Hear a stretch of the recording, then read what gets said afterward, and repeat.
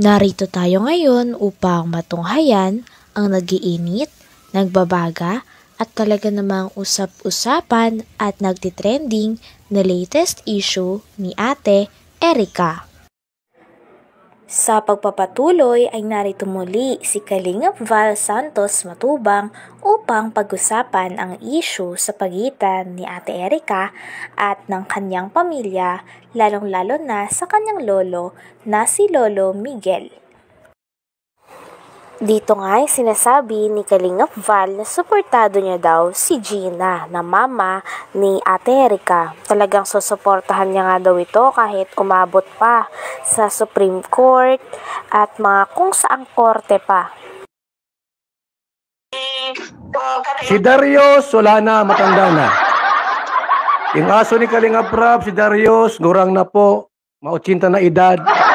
Wala na po, mahina na po yung kanyang tuwa. Huwag kang mag-alala.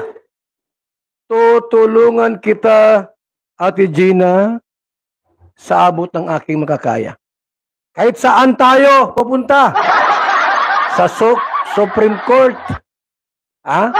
sa Senado, sa Kongreso, sasamahan kita. Libre. Ihahatid kita kahit saan. Tabi tayo sa upuan. Ako pa lang driver. Ako ang driver. Sabi po, pag-ano niya sa magulang ko, kahit wala katotohanan po, kinukuntin niya si Erica, ini-interview daw, yung tatay niya, kinukontent daw na kinukontent sa Erica. Ako ang makuntin dyan. At ako rin magkuntin sa'yo. Araw-araw. Sapagkat ako'y naawa. Ako po'y naaawa sa inyong pamilya sapagkat inaapi kayo ng tudo ng mga taong ito. Interviewin man yung tatay mo na si Lolo Miguel. Kung yan man ang itapik ni Kuya Van, nakabase. Ano? Sa salita ng inyong tatay na si Lolo Miguel, ano po ang problema doon? Hindi po gumagawa-gawang kwento. Nakabase lang kung ano ang sagot ni Lolo Miguel. Siyempre, natural. Dahil sa issue na pumutok, ganyan-ganyan, inaaway daw ninyo, sina Lolo Miguel, naawa si Kuya Van, pinabahayan. Natural, magtatanong. Sino yan, Val na yan? Lupin. Lupilala. Ito ay gawa-gawang mga kwento, scripted, natural, magtatanong. Anong ini-interview? Ano sasabihin mo, kino-content? Kino-content, kasama yan, bilang charity vlogger. Pinababahayan. Baka yung iba, magtampo, i-shoutout ko muna. Shoutout muna tayo. Magandang umaga kay Twin Vlogs, Jessica Taop, and also kay Nelly Bungabong, Maria Ligaya Vlog, Walastik, Emma Balabis, Inday Siba, Ate Christy, Lopi D46, Bel Santos, kay Payo nga ni Kalingap Val, kila Ate Gina at kila Ate Erica, pati sa kapatid niya na si Sheila May, ay dapat manatili lang na magpakumbaba at huwag daw umasta na sikat o mata pobre.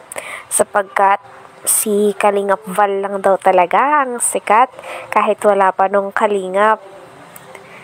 Nag-joke nga dito si Kuya Val.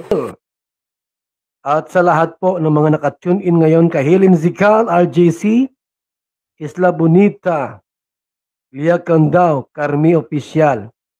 Sa lahat, maayong buntag sa inyong tanan. Manatiling magpakumbaba, wag mag-astang sikat na feeling artista. Huwag niyong gawin yan. Huwag niyong gawin na akala mo'y sikat. Dahil sa Kalingap, nakilala kayo because of Kalingap. Outside Kalingap, di kayo kilala. Maliban sa akin po, wala pang Kalingap, ako'y sikat na. Dito sa kapitbahay namin. Wala pang Kalingap, sikat na ako. Sa kapitbahay namin dito. Bakit? Inaaway ko sila ay. Di naman. Sa barangay dito, sikat din ako. Kay Kapitan. At dyan sa barangay Mangkamagong. Kina Erika. Tutulungan ko sila sa abot po ng ating makakaya. Dito po sa video ni Bupil Vlog ay binanggit din po ni Ate Gina na si Lolo Miguel kakasuhan din nila. Ay, hindi pala. Isumbong kay Tulpo. Ha? Huwag ka na kay Tulpo. Mga matanda na yon. Yung panganay, 80 na edad. Si Rapi, 60 plus na ata ito na. Mga 70 na. Dito na po kayo kay Val Santos Matubang. Kung may reklamo kayo sa inyong kapitan, barangay, mga pulis, mga politika, bukas ang aking kamay para tanggapin kayo. Libreng serbisyo. Ano bang problema ninyo? Problema sa asawa? Bahala kayo. Problema sa kwarta? Bahala kayo. Sinabi pa nga ni Kalingap Val na si Ate Gina daw ay dapat magbihis na, maligo, magpabango, mag-makeup at maghanda na. Dahil si Kalingap Val daw ay desidido na pupuntahan niya si Ate Gina. Pupuntahan niya nga si Ate Gina upang tanungin at malaman ang side din ni Ate Gina dahil nagpapavlog nga si Ate Gina sa ibang vlogger. Kaya naman gusto ni Kalingap Val na makuha din ang statement nito nang sa ganon ay maayos niya ang magpapamilya. Libreng serbisyo. Ano bang problema ninyo? Problema sa asawa? Bahala kayo. Problema sa kwarta? Bahala kayo. Ang problema po sa tungkol sa ganyang awayan, lupa, nandito po ang inyong abang lingkod, Val Santos Matubang. Ate Gina, hintay mo ako dyan at pupuntahan kita, magbihis ka, maligo, magpabango. Ito pabango ko, wala lang laman mga kaibigan, no? Wala na akong pabango, baka mayroon dyan mga ekstrang pabango dyan. Baka naman po, yung mga ating mga nasa abroad dyan,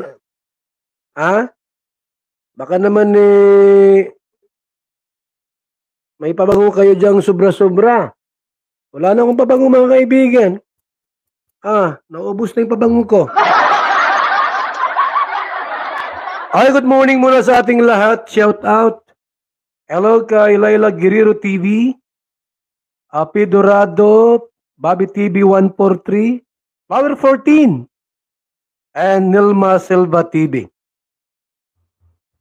Saan pwedeng dumaan? Ate Gina, papunta sa bahay mo.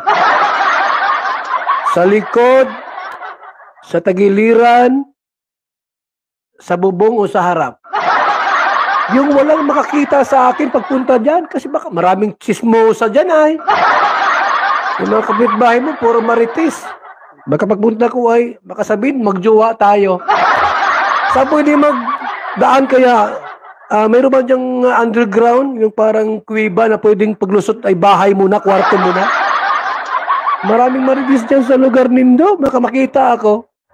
Baka sabihin, magjowa tayo. Baka isipin, niligawan ko si Erika. Huwag naman gano'n, no? Ayaw ko lang ganyan po na maraming chismosa sa barangay. Kap! Kap! Nandiyan ka ba, Kap? Saan pwedeng dumaan dyan papunta kay na Erika? At dyan ako mamaya-maya po, mga kaibigan.